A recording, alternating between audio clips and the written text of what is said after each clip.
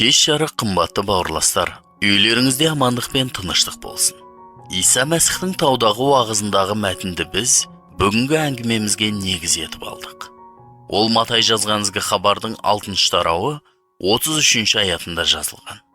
Әкелерің біледі ғой, ең бастысы, Құдайдың патшалығының қамын ойлап, Құдайдың әділ еркін орындауға ұмтылыңдар. Сонда көктегі әкелерің сендерге бұлардың бәрін қосып береді. Бұл сөздің мәні мен тереңдігін түсіну үшін осы үзіндінің мән-мәтінімен танысу маңызды. Тыңдаңыздар.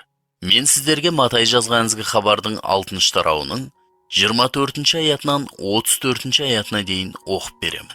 Ешкім екі қожайынға бірдей қызмет ете алмайды. Өйткені ол біреуін екіншісінен артық көріп, соған бағышталады. Ал екіншісіне немкетті қарайтын болады. Сол сияқты сендер де Құдайға және байлыққа бірдей бағышталып қызмет ете алмайсыңдар. Сондықтан сендерге мынаны айтамын. Не ішіп жейміз деп өмірлеріңді, не киеміз деп тәндеріңді уайымдамаңдар. Өмір тамақтан, тән киімнен артық қой. Әуеде ұшқан құстарға назар салыңдаршы. Олар егін екпейді де, ормайды да. Өнімін қамбаға жинамайды да. Бірақ көктегі әкелерің оларды асырайды. Ал сендер құстардан әлдеқайда артық емессіңдер ме? Сондай-ақ осындай мәселелерді уайымдап, араларыңдағы қайсың өз бойын тіпті бір қарыс ұзарта алады. Неге киімдеріңді ойлап, уайымдап жүрсіңдер? Даладағы қызғалдақтардың қалай өсіп тұрғанына көңіл бөліңдерші. Олар еңбек те етпейді, жіп те ермейді. Сендерге былай деймін. Тіпті Сүлеймен патша өзінің бар сән салтанатында сол гүлдердің біріндей әдемі киінбеген. Ал енді бүгін далада өсіп тұрған, ертең отқа тасталатын шөпті Құдай солай киіндірсе, сендерді әлбетте одан бетер киіндірмей ме? Сенімі аздармай. Сондықтан не ішіп жейміз, не киеміз деп уайымдамаңдар. Тәңірге мойынсұнбайтындар барлық сондай нәрселерге ие болуға тынымсыз ұмтылуда. Ал бұлардың бәрінің сендерге қажет екенін көктегі әкелерің біледі ғой.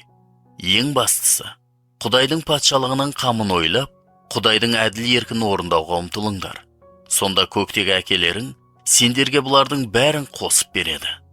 Сонымен ертеңгі күн туралы уайымға салынбаңдар. Ертеңгі күннің өз уайымдары болады.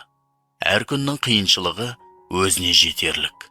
Жер бетінде өмір сүретін адамдар әртүрлі мақсаттарды көздейді. Олардың көптеген әртүрлі уайымдары мен машақаттары бар. Ішерге тамақ, киерге киім қажет. Біз өзімізге жақсы тұрмыс жасауға, әртүрлі қолайлылықтар мен жағдай жасауға ұмтыламыз. Өзіміздің қоғамдағы жағдайымызды жақсарту үшін әртүрлі адамдармен жақсы қарым-қатынастарды іздестіреміз.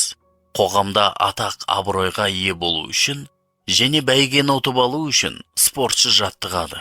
Жиі біз де жер бетінде мәңгі өмір сүретін сияқты әрекет етеміз. Осы материалдық ұмтылыстарға толы осы дүниенің күйбелең тіршілігінде Мәсіхтің ізбасарлары да көктің азаматтары ретінде өмір сүруге шақырылған. Ең бастысы Құдайдың патшалығының қамын ойлап, Құдайдың әділ еркін орындауға ұмтылыңдар. Сонда көктегі әкелерің сендерге бұлардың бәрін қосып береді. Иса бұл сөздері арқылы бізге мақсаты жаратқан ие Құдай болып табылатын өмір, уайымдар құлдығынан азат деп айтқысы келеді. Өмірге назар аударыңыз. Жалпы адамның тұрмысы көбінесе әртүрлі уайымдармен анықталады. Түсінбеушілік болып жүрмеу үшін тұрмыс қамын ойлау деген сөз өте кең мағынаға ие екенін бірден атап өту керек. Теріс мағынада уайымдау басыма түсетін қиындықтарды жеңіп шыға аламын ба, жоқ па? Болашаққа сенімсіздікпен қорқып қарау деген мағынаны білдіреді. Осылай уайымдау асқазан жарасына, ұйқысыз түндер мен әртүрлі артық уайымдарды туғызады. Алайда тұрмыс қамын ойлаудың жағымды жағы да бар. Киелі кітап былай дейді. Туысқандарының, әсіресе үй ішінің қамын ойламайтын адам сенімінен бас тартқан, ол тіпті Құдайға сенбейтіннен де жаман. Бұл жерде өзінің міндеттерін ойлап, уайымдап қорқып отырғанша, оларды атқарудың маңызды екені туралы әңгіме болып отыр. Біздің бәріміздің маңызды қажеттіліктеріміз бар. Оларсыз өмір сүру мүмкін емес. Бізге жейтін тамақ, киім-кешек, баспана қажет. Бұларға ие болу үшін жұмыс орны қажет. Бұл қажеттіліктерді қамтамасыз ету үшін уайымдап, қол қусырып отырмай жұмыс істеу керек. Алайда бұл жерде бір қауіп-қатер бар. Біз неғұрлым жақсы өмір сүрсек, соғұрлым көбірек әбігершілікке салынамыз. Әйгілі шешен Хорас өзінің ойын былай деп білдіреді: өскелең байлықтың соңынан уайым ілесіп жүреді. Ал біздің иеміз Иса Мәсіх егіндігі мол өнім берген диқаншы туралы айтады. Енді ол уайымдай бастайды. Не істеу керек?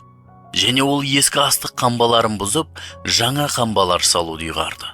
Тағы да жаңа уайым пайда болды. Сіз бұл оқиғаны білесіз деп үміттенемін. Уайым ешкімде де аз емес. Кім мұқтаждықта болса, оның уайымы көп. Ал кім молшылықта өмір сүрсе, азырақ уайымдайды. Бәрі де біздің өмірдегі мәселелерге деген көзқарасымызға байланысты. Қауіптілік біздің жауапкершілігіміз бен қамын ойлауымыз ауруға, уайымға айналуы мүмкін. 126-шы Забур жырында біз бұл туралы былай деп оқимыз: егер жаратқан ие үйдің құрылысын жарылқамаса, құрылысшылардың еңбегі түгелдей зая. Егер жаратқан ие қаланы күзетпесе, қарауылшылар босқа тұрады күзетте. Бекерге ерте тұрып кеш жатасыңдар, нандарыңды көп бейнетпен табасыңдар. Ал жаратқан ие сүйікті адамдарына бейғам тыныштық сыйлайды жандарына. Біздің иеміз диқаншы туралы өзінің астарлы әңгімесінде бізге рухани өмірімізге ықпалын тигізетін уайымның тағы да бір қорқынышты салдары туралы айтады. Өзінің астарлы әңгімесінде Иса өзін біздің жүрегімізге Құдайдың сөзін себетін диқаншымен салыстырады. Құдайдың ізгі хабары біз дұрыс өмір сүруіміз үшін, бақытты болуымыз үшін пайдалы. Диқаншы ізгі дәнді себеді, және нәтижесінде өнім дән егілген топыраққа, яғни бейнелеп айтқанда, біздің жүрегіміздің жағдайына байланысты. Табиғатта қандай болса, рухани жағдайда да солай. Арам шөптер жақсы дәндердің жеміс әкелуіне кедергі жасайды. Тыңдаңыздар, мен сіздерге Луқа жазған ізгі хабардың 8-ші тарауының 14-ші аятын оқып берем. Тікен арасына түскен дәндер болса, мынаны білдіреді: адамдар ізгі хабарды естиді, алайда былай шыға бере, тұрмыс қамын ойлап абыржиды, байлық пен ләззаттың қызығына алданады. Осылайша ізгі хабар ескерусіз қалып тұншығып, өнімі пісіп үлгермейді. Басқаша сөзбен айтқанда, тұрмыс қамын ойлау біздің өмірімізді жеміссіз етеді. Олар біздің өмірімізде Құдайдың әрекет етуіне кедергі жасайды. Сондықтан Иса Мәсіх өзінің шәкірттерімен уайым туралы, тұрмыс қамын ойлау туралы әңгімелеседі. Сондықтан не ішіп жейміз, не киеміз деп уайымдамаңдар. Тәңірге мойынсұнбайтындар барлық сондай нәрселерге ие болуға тынымсыз ұмтылуда. Ал бұлардың бәрінің сендерге қажет екенін көктегі әкелерің біледі ғой. Ең бастысы, Құдайдың патшалығының қамын ойлап, Құдайдың әділ еркін орындауға ұмтылыңдар. Осы күнәлі дүние, жай атаулы мәсіхшілер, сонымен бірге өзінің жаратушысымен қарым-қатынасы жоқ бүкіл адамзат, киелі жазба көктегі әке деп атайтын жаратушыны білмейтін адамдар, тек жерлік нәрселерді, қолайлылықты, байлық пен рахат, ләззат алуды іздейді. Сондықтан біздің мәтініміз былай деп шақырады: ең бастысы, Құдайдың патшалығының қамын ойлап, Құдайдың әділ еркін орындауға ұмтылыңдар. Сонда көктегі әкелерің сендерге бұлардың бәрін қосып береді. Көпшілік адамдар іздейтін нәрселерде емес. Құдаймен байланыстағы өмір біздің оған ұмтылысымыздан келіп шығады. Иса Мәсіх, байлықтарың қайда болса, жүректерің де сонда деп айтады. Егер иеміз біздің байлығымыз болса, онда біз бүкіл жүрегімізбен оған ұмтылатын боламыз. Құдайдың патшалығын іздеу, бұл оның әрекеті мен ықпалы осы дүниеде кеңінен таралуы үшін жәрдемдесу дегенді білдіреді. Және бұл біздің жеке өмірімізден басталады. Осы жерде сұрақ пайда болады: сізді кім басқарады? Мүмкін сіз мен өзім деп айтатын боларсыз. Алайда бұл шынымен де солай ма? Иса былай дейді: ешкім екі қожайынға бірдей қызмет ете алмайды. Өйткені ол біреуін екіншісінен артық көріп, соған бағышталады, ал екіншісіне немкетті қарайтын болады. Сол сияқты сендер де Құдайға және байлыққа бірдей қызмет ете алмайсыңдар. Осы жерде кімге қызмет етемін деген таңдаудың алдында тұрамыз. Мәсіх Жер бетіндегі өмірдің қандай болатынын жақсы білгендіктен, және біздің бақытты өмір сүруіміз, мәңгілік өмірге ие болуымыз үшін, ең бастысы, Құдайдың патшалығының қамын ойлап, Құдайдың әділ еркін орындауға ұмтылыңдар дейді. Бұлардың, яғни, өмір сүру үшін қажет нәрселердің бәрі тамақ, киім-кешек пен баспана сізге қосып беріледі. Иә, егер біз Құдай үшін өмір сүретін болсақ, онда біз оның көмегіне үміт арта аламыз. Сондықтан сендерге мынаны айтамын. Не ішіп жейміз деп өмірлеріңді, не киеміз деп тәндеріңді уайымдамаңдар. Өмір тамақтан, тән киімнен артық қой.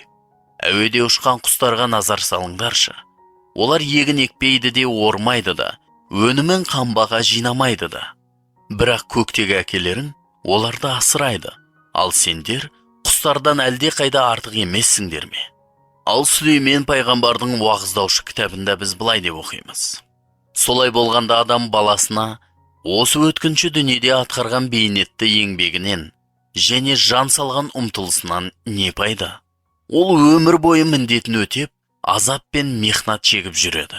Тіпті түнде де оның ақыл санасы толықтай тынықпайды. Бұл да бекершілік. Осымен мен сіздермен қоштасамын. Еліміз аман, жұртымыз тыныш болсын ағайын.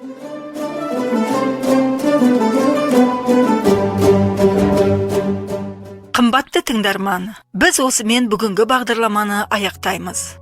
Егер сіз бүгінгі бағдарламадан өзіңіз үшін пайдалы мағлұмат алған болсаңыз, немесе сізде қандай да сұрақтар туындаған болса, егер сіз өмірдің қайнар көзі болған киелі жазба кітабына ие болуды қаласаңыз, бізге хат жазып жіберіңіз. Сіз Орта Азияда тұратын болсаңыз, біз сізге хабарларымыз жазылған аудио таспа немесе киелі жазба кітабын сыйлық ретінде салып жібереміз. Біздің электрондық поштамызға хабарласуыңызға болады. Біздің электрондық адресіміз mostik7 ayqulaq@inbox.ru.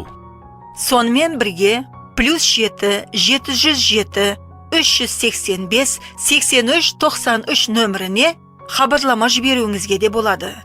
Сізге осы нөмірде WhatsApp, Viber, Telegram жүйелері іске қосылғанын хабарлаймыз. Мен қайталаймын. +7 707 385 83 93. Сізден келген әрбір хат немесе хабарлама үшін біз өте қуанышты боламыз.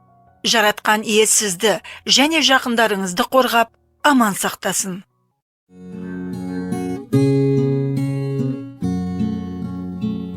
Қатер мен мұң, күмән мен қинағанда, көз алдымда түнек жиналғанда, жан қысылып күйзеледі толқиды, Тәңірге арнап дұға оқимын. Қандай бақыт, мен Мәсіхпен біргемін, мүшесімін, мен орта кіргенім. Кемеліне жетті бүгін өмірім, қандай бақыт досым мен біргемін.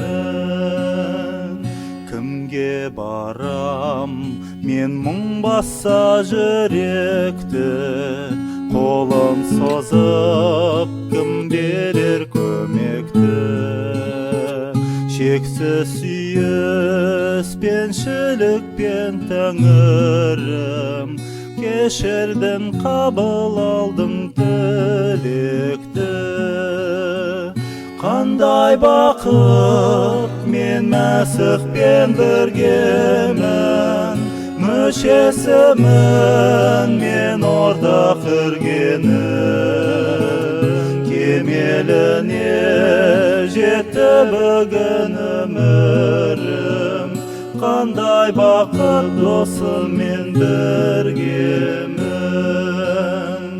Менің қатты қиналатын кезімде Құдай тастап кетті деп түйемін. Бірақ үміт арманым сөзіңде, seni taslamаймын мен сүйемін қандай бақыт мен мәсіхпен біргемін мүшесімін мен ортақ түргенің кемеліне жетті бүгін өмірім қандай бақыт досым мен біргемін қандай бақыт мен мәсіхпен біргемін мүшесімін мен ортақ түргенің кемеліне жетті бүгін өмірім қандай бақыт досым мен біргемін